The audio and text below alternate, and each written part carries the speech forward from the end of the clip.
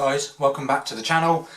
So today I'm just going to be going through a few of the more technical terms that us reviewers use in our videos that some people may not understand fully.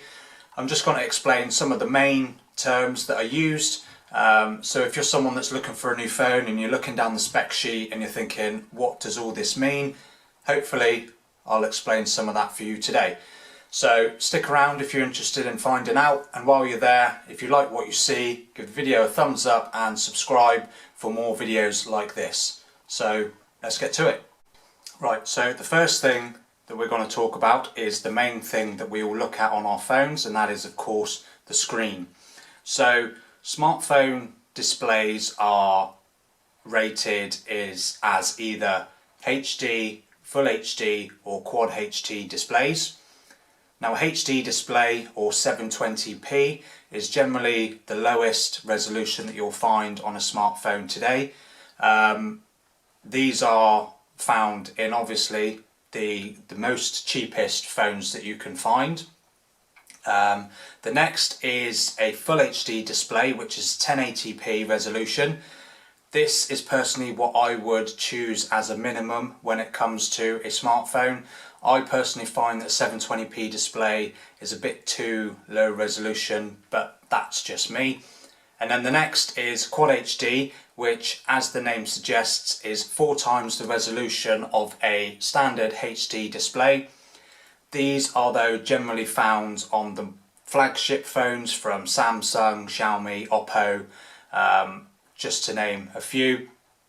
And then you can get 4K displays on some of the Sony Xperia phones, but personally having a 4K display on such a small display, I don't think you're really going to notice much of a difference between that and a Quad HD display. Obviously massive TVs is understandable, but on something that's, you know, very small, I don't think it's worth the extra battery drain that a 4K display is going to bring, having that on a smartphone. Quad HD is fine. Personally for me, the sweet spot is a 1080p display. It's a good mix of quality, they're nice and sharp, and they're not too much of a drain on your battery life. So the next area of screens that I want to talk about is the type of screen used. Generally, you'll either get an LCD display or an AMOLED or OLED display. So LCD is what is found on the more budget segment of smartphones, generally because they're lower cost, lower power consumption. The main difference is that they use a backlight to light up the entire screen, but a downside to this is that the blacks on your screen are never truly black, because light is always still trying to come through to light up the display. So you'll never have true deep blacks with an LCD, so it will never be as dark as an AMOLED screen. The next screen is an AMOLED or OLED display. These are obviously more expensive, found on the flagship phones, but they tend to offer better colours in terms of the whites and the blacks, because each individual pixel is its own light source, so they can all be turned on or off.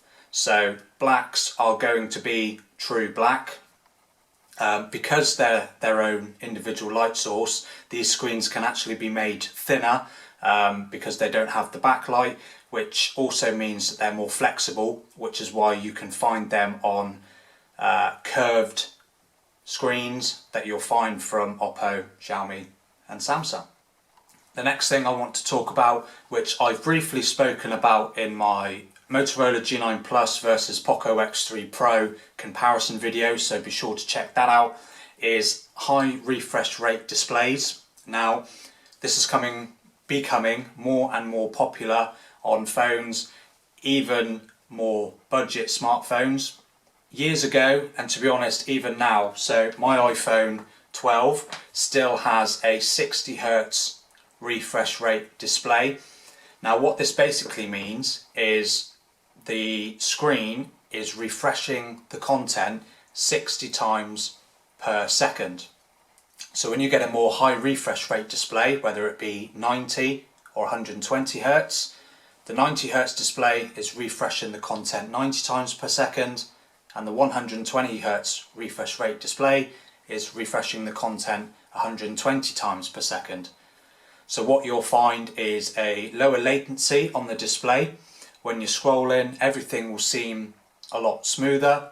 A combination of high refresh rate and a good processor inside will ensure that it all does run smoothly.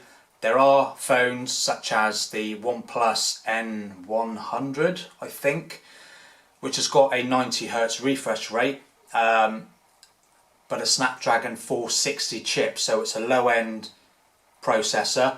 And I've read a couple of reports that the screen isn't always really smooth, potentially down to that lower power processor, but that might just be a couple of people's opinions anyway. One downside to a high refresh rate display is it does take a toll on the battery life. So if you've got a phone with a high refresh rate display but not a huge battery, you might find a significant drop in your battery life. I would try and find a phone like the Poco X3 Pro that has a 120 Hz refresh rate and a nice sized, well, it's over 5000 milliamp battery, so you shouldn't see too much of a difference there. Okay, so the next thing to talk about is storage. So when looking at a spec sheet, you're looking for a particular phone and it's got the storage written down, whether it be 64 gigabytes or 128 gigabytes of UFS storage. Now, UFS, or Universal Flash Storage, is a type of storage, obviously, on your phone. It will either be written as UFS 2.1, 2.2 or 3.1. Now, 3.1 is currently the fastest storage on the market at the moment, and a phone with a higher UFS number in the storage just means that the phone can access everything in your phone's memory, whether it be files or something in your applications or anything like that, a lot faster than it would do on a phone with UFS 2.1 or 2.2 storage. Now, don't get me wrong, a phone with UFS 2.1 storage, you're not going to be waiting an age for things to open up, but you may notice that things are a lot quicker loading up or opening with UFS 3.1 storage. The UFS rating is not the only thing that does determine how quickly things open up. There is also RAM management and the processor that is used in your phone, which we'll touch on in a sec. So next up with your phone's memory is RAM. Now, RAM, or random access memory, is your phone's short-term memory that stores apps in the background, games that you're playing that you close but you don't close completely, and this is just a phone's way of keeping things open throughout the day, and then you can go back to without it closing in the background. Using the phone's RAM obviously prevents the phone from using the slower but long-term main memory of your phone. And a phone with more RAM will generally be faster, will be able to hold more apps open in the background. The downside to RAM is because it's only short-term, when you power your phone off, everything is forgotten, which is obviously where your main storage comes into play. Up next is potentially the most important part of your smartphone, which is the chipset, or the CPU. Now, this is the component that controls absolutely everything you do in your smartphone. So every app you open, every task you undertake goes straight through your chipset, which processes everything and then turns that into an action. Think of it as your brain. It's without your brain, you're absolutely hopeless. So when looking on a spec sheet again and looking at the chipset used in a smartphone, they will normally be rated with gigahertz next to it. Now, gigahertz relates to the amount of instructions per second that a processor can do. So a processor that's 1 gigahertz can perform 1 billion instructions per second. There isn't any chipset these days with a 1 gigahertz rating. When you look at some processors with a near 3 gigahertz clock speed, 3 billion instructions per second is quite powerful. So obviously, if you're looking at a processor, the higher gigahertz, the more powerful it will be. Simple, right? Well, kinda. So another thing that determines how powerful and how efficient your chipset is the amount of cores that the chipset has. Now, cores, basically, their job is to distribute the work that is taken into the processor. A phone is rated with either dual, quad, hexa or octa-core.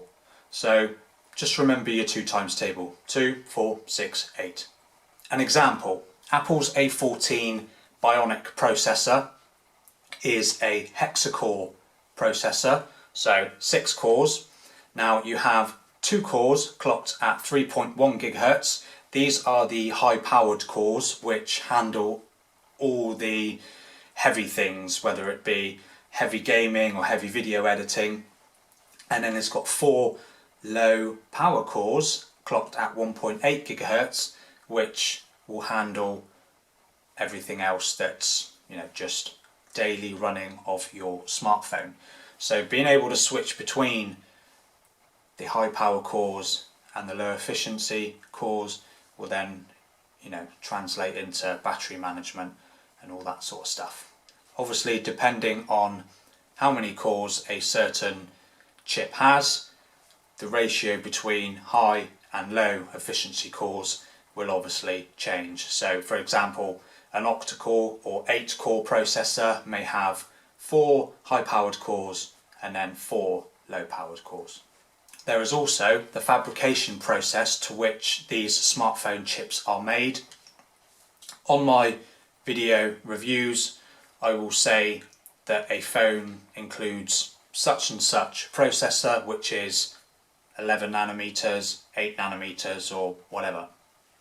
Now, what this refers to is the size of the transistors which are on your processor. So a 7 nanometer chip is going to hold less transistors on the chip than a 5 nanometer processor. So one with a 5 nanometer fabrication process can hold a lot more transistors on that chip. They're all closer together, so the phone or the chip doesn't need to work as hard, so that's where you get more power and more efficiency as well. And lastly, just quickly, all phones have a GPU or graphics processing unit. This is what handles all game related tasks, video rendering. So if you're someone that plays lots and lots of games, does lots of video editing on your smartphone, then be sure to look for a phone with a high performing GPU as well as a high performing processor. Okay, so that rounds up a few of the more complex terms that are used in us tech reviewers videos.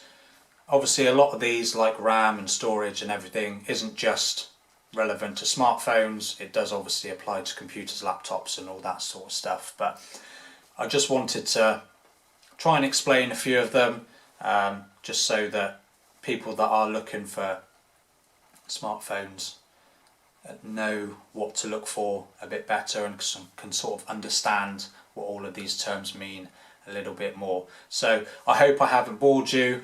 I hope I haven't baffled you with all of these horrendous words. But yeah, if you did like what you've seen and you'd like to see more, be sure to give the video a thumbs up, subscribe to my channel, and don't forget to turn the notification bell on so you're notified whenever I post a new video. So thank you for watching. See you in the next one.